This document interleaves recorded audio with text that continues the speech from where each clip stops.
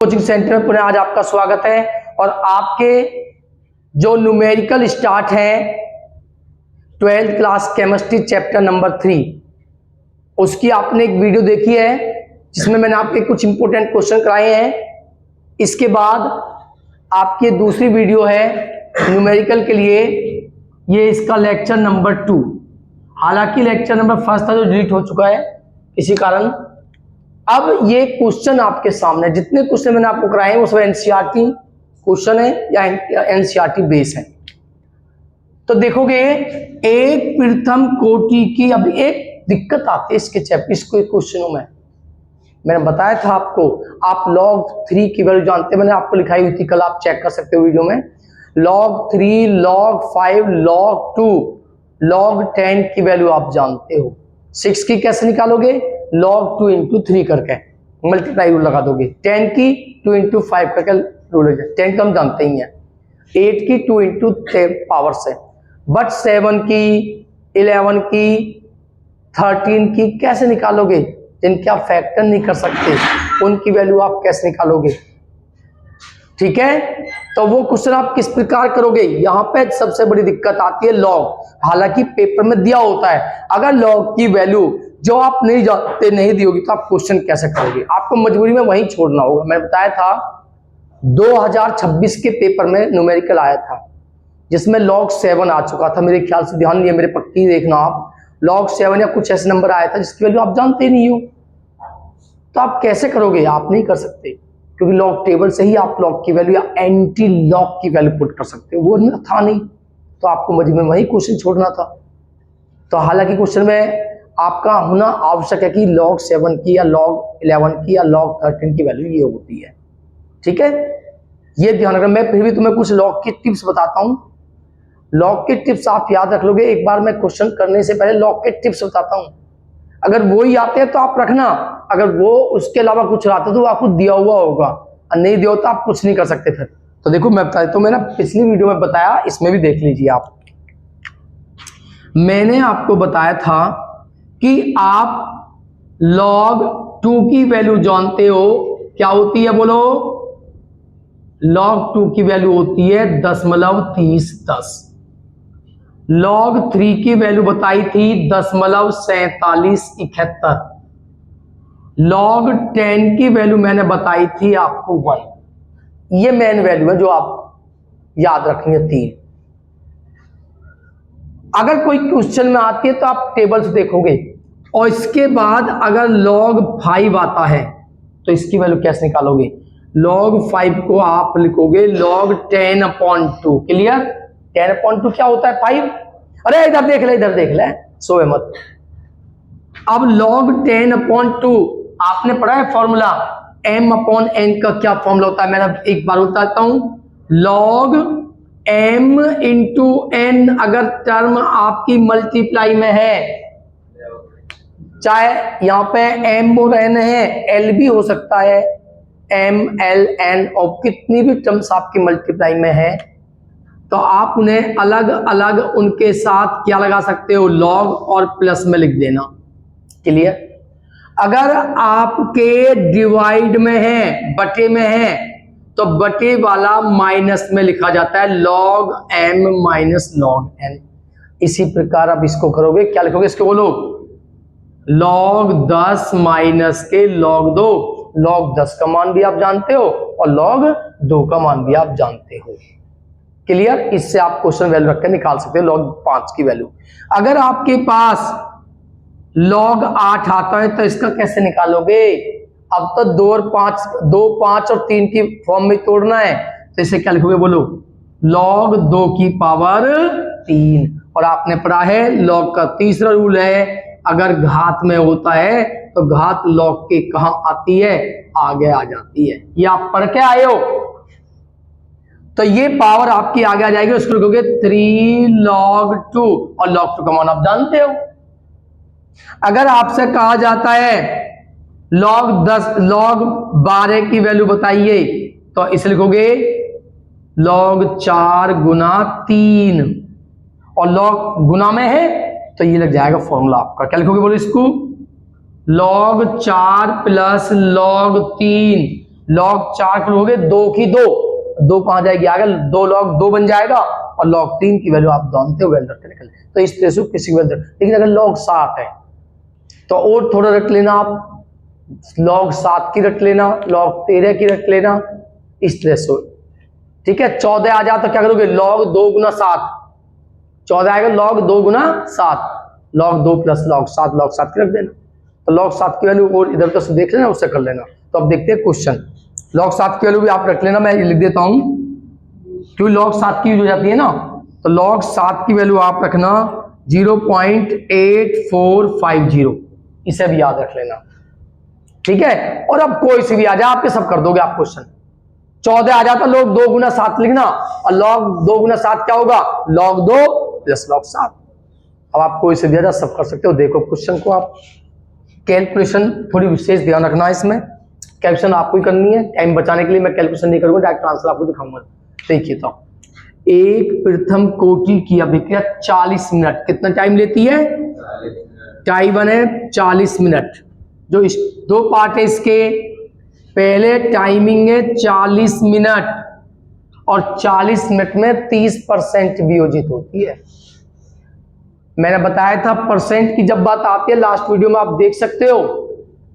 अगर आपकी प्रारंभिक मात्रा 100 है, क्योंकि परसेंट का आधार क्या होता है था मैंने 100, 30% वियोजित हो चुकी है, वियोजित मतलब निकल चुकी है, विघटित हो चुकी है, तो आपके पास कितनी बची, 70।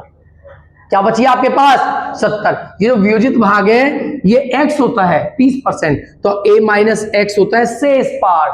शेष भाग आपके पास 100 में से 30 वियोजित हुआ है, तो आपके पास कितना बचता है, बोलो 70।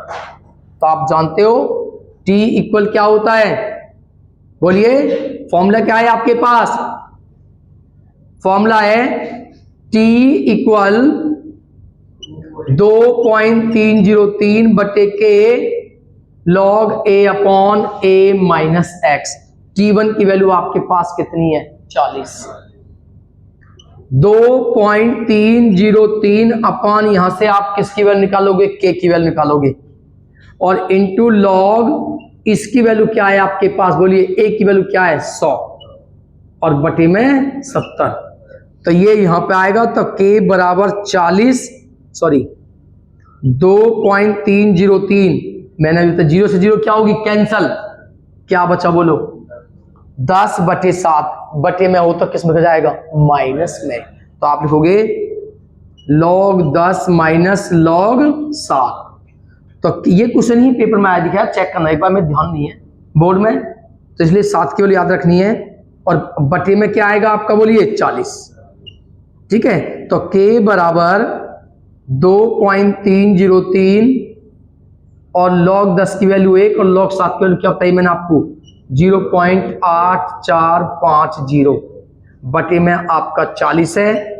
इसमें से इसे माइनस करोगे, मल्टीप्लाई करके 40 को क्या देनी है, भाग देनी है, ये आपको करना है। तो अब भाग देने के बाद आपका निकल के आता है k की वैल्यू आएगी, इसे जब सोल्व करोगे 8.9210⁻³ ये k की वैल्यू आ जाएगी निकल के, वेग स्थिरांक की वैल्यू निकल के आ जाएगी। ये सोल्व कर लोगे आप, सोल्व आप करना है। इसके बाद अब आपको निकालना क्या था क्वेश्चन में, टी हाफ का मान। टी हाफ क्या होती है, अर्ध आयु। कल मैंने आपको बताया था, लास्ट वीडियो में देख सकते हो। अर्ध आयु का क्या फॉर्मूला था, बोलो टी हाफ बराबर 0.693 बटे के। तो टी हाफ बराबर 0.693 और के की वैल्यू क्या है 8.9210⁻³। तो टी हाफ बराबर ये ऊपर जाकर जाएंगी +3, ठीक है, ये +3 होंगी आपकी, और पॉइंट से पॉइंट कैंसिल करोगे 10 लोग यहां जाएगा 669 और ऊपर 10⁻³ बटे में 892। इस पॉइंट 0 कट के आपको जाएगा 69300 अपॉन 892। इसमें आप भाग देना, ये किसकी बात चल रही थी यहाँ पे, मिनट की, भाग दोगे तो ये आएगा लगभग 77.7 मिनट। सोल्व कर लोगे आप, ये आएगा आपका टी हाफ अर्ध आयु। तो log 7 की वैल्यू आपको याद रखनी है। तो ये क्वेश्चन है आपका, इंपोर्टेंट क्वेश्चन है, मेरे ख्याल से बोर्ड में आता है, आया भी हो 2026 में, आप चेक करना। तो इसे नोट्स कीजिए।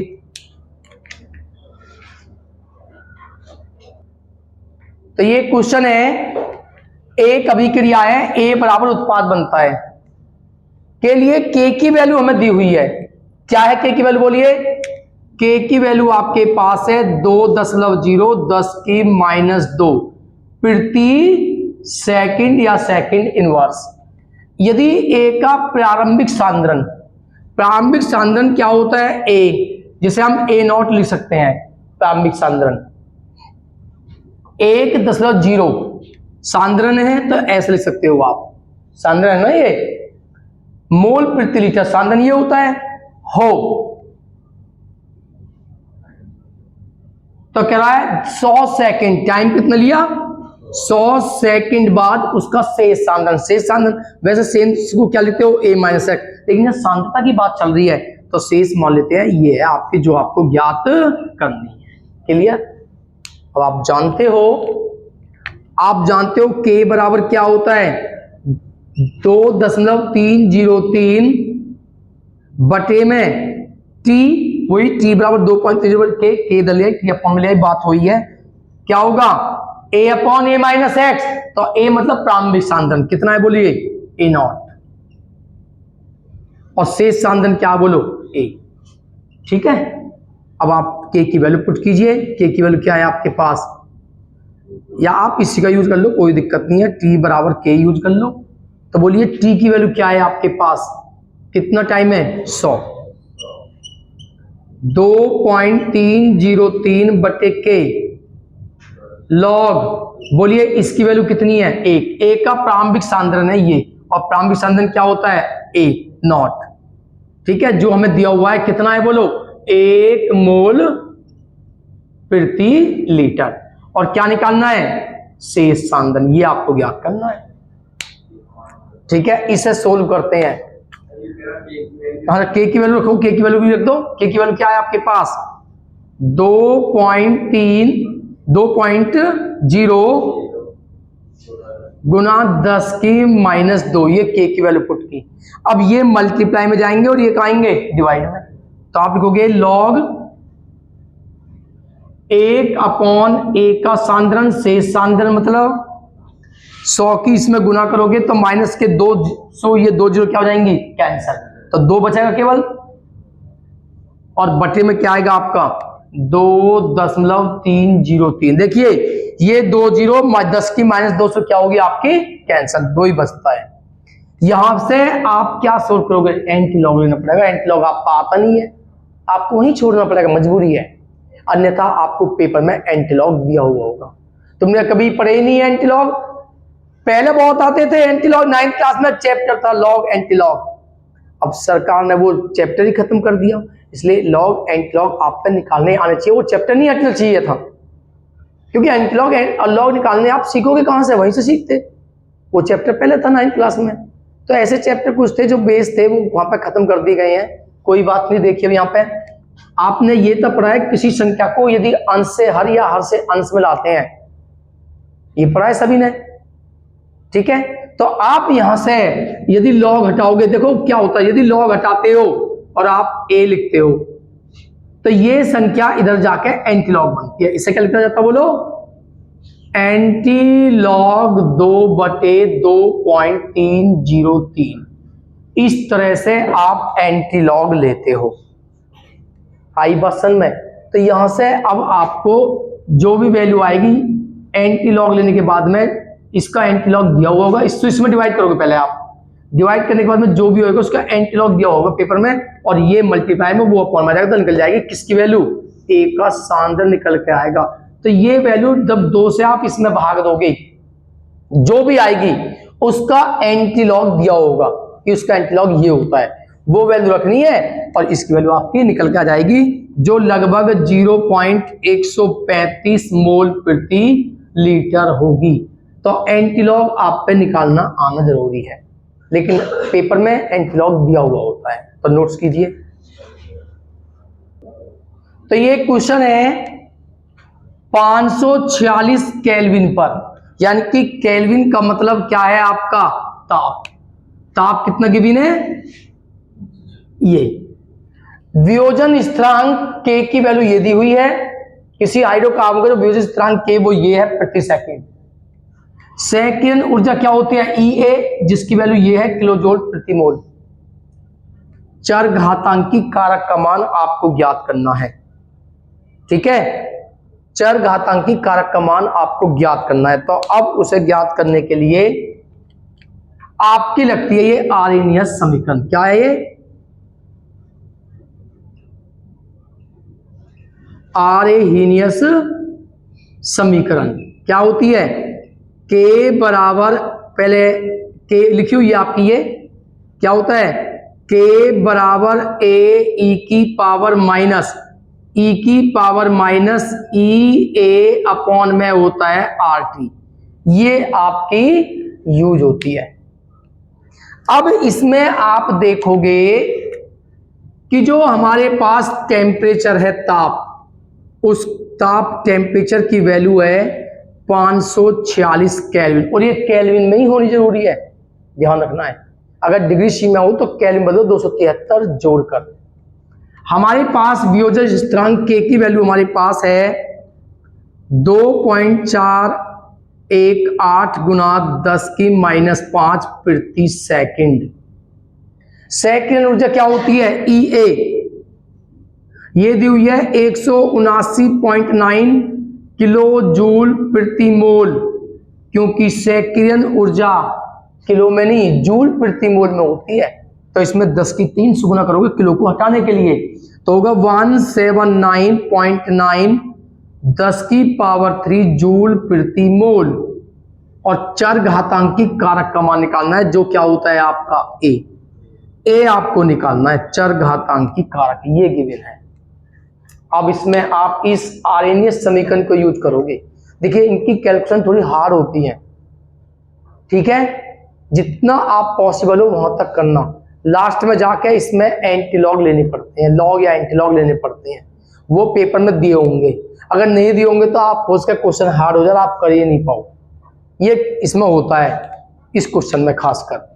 तो आप देखते हो k की वैल्यू, सबसे पहले तो आप इसमें लॉग लीजिए, इस समीकरण में लॉग, ये समीकरण 1 मान लेते हैं। तो समीकरण 1 में क्या लेना? सदैव लॉग लेने पर, सदैव लॉग लेना आप इसमें। तो इधर लिखोगे लॉग k बराबर लॉग a e की पावर -EA अपॉन RT।